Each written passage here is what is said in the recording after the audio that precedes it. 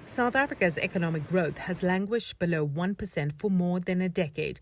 It's now reached crisis point, with unemployment anchored above 30%. President Cyril Ramaphosa is cracking the whip. He declared an economic emergency and announced a new 10-point recovery plan, one of several over the past 30 years. So the 10-point plan is really about getting the basics in place.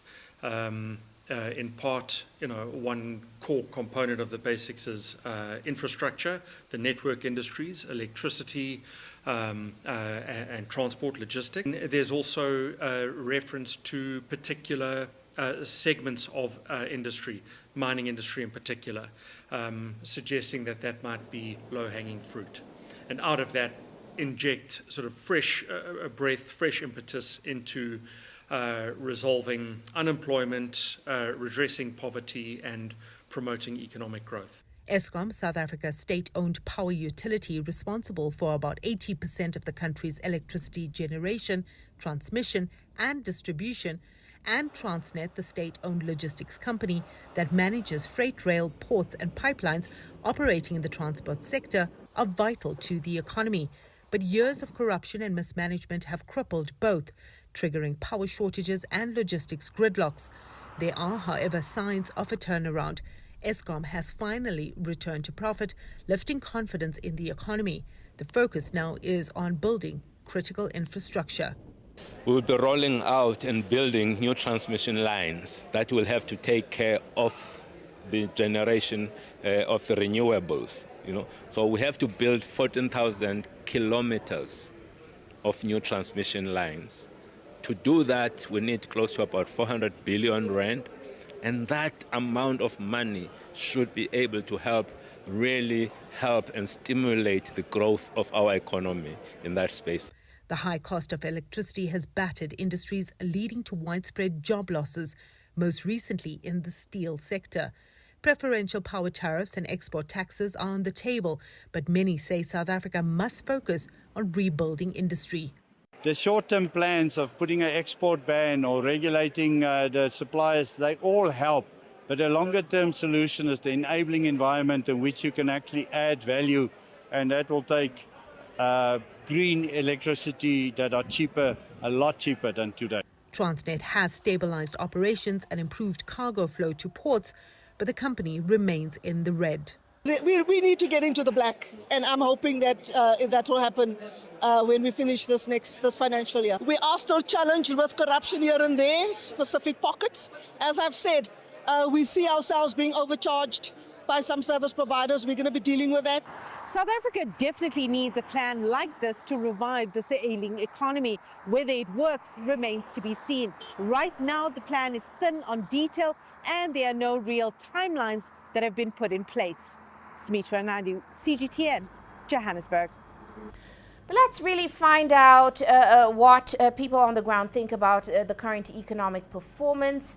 We're now joined by governance expert and political analyst Sandile Swana. Great to have you with us on the show. Now, of course, President Ramaphosa, as we mentioned, just declared an economic emergency. What are your thoughts on that? Just how dire is South Africa's economic position right now? Thank you. The declaration by Ramaphosa is a party declaration. It is not in terms of the statute of the Republic of South Africa. And the ANC no longer holds the majority here in South Africa. So any emergency has got to be approved in Parliament. So we need to take that into consideration. Our economy has been in a bad way since 2009 and has been worsening since Ramaphosa took over power. The situation has been bad for some time. There's nothing spectacular that has happened this year that warrants any drastic action, actually. And of course, I also have to ask you whether there's anything spectacular about this new 10-point economic action plan that he launched. What are your thoughts on that plan? And are we seeing it proposing any significant changes to the ANC's previous economic agenda, which was basically the economic reconstruction and recovery plan? What's the difference? Is anything going to change? There's nothing that is going to change what is in the 10-point plan is or has been in motion since 2020 under the ANC government and has continued in motion in partnership with private business in South Africa under Operation Vulindlela in partnership with our National Treasury.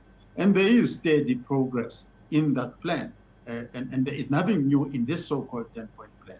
Absolutely nothing. So I'd like to get your take then on the outlook for the economy, because President Ramaphosa also said that they're creating an economic war room within the presidency. Is it clear what role this task force will play going forward? Is it expected to make any major changes to the implementation of government's economic agenda? What we're going to see from the Reserve Bank, the Treasury as well. What are your thoughts on all of this and how it plays into South Africa's economic outlook? Well, now, to the extent that the Government of National Unity partners have not confirmed that they subscribe to this, the existing team, which is the Operation Vulindlela, which is under Treasury and experts, trusted civil servants, highly qualified, that have been working on these matters for some time, is in place, and this is superfluous activity that favors perhaps the propaganda of the African National Congress, nothing else. Well, how significant is cooperation and that relationship between the coalition government to South Africa's economic outlook? We know it has been volatile at times. Yes, it has been volatile in terms of the budget and foreign relations. Obviously, the foreign relations driven especially by the US and Donald Trump are volatile for every other nation. And our nation is a very divided nation. As you know, you have a white population here, which is pro-West, and a black population, which is pro the Global South and BRICS and all that. So those are the divisions. And it was also in the budget itself. Other than that, there is nothing major to talk about. Our markets, as you've seen, the indicators are stable because the original plan is still in place. And that plan has got agreement behind it. And before we let you go, sir, I definitely want to get a sense of your take on the country's outlook. Like you said, markets have been stable, but we're seeing the country's Reserve Bank, the National Treasury reducing the inflation target. And you've mentioned a couple of economic indicators are not great. Where do you stand on the outlook? I agree with the outlook as stated by the IMF that will probably achieve 1% GDP growth this year and 1.3 in 2026, which means unemployment during this term of office until 2029 is going to increase. But unemployment has been increasing since 2009 and has been increasing faster under the presidency of Ramaphosa. That is the actual outlook. So South Africa does not need to tell the world inaccurate stories. We are not going to achieve 3% GDP growth anytime soon. There are no concrete plans to achieve that 3% growth. We are going to achieve what the IMF said we're going to achieve at best.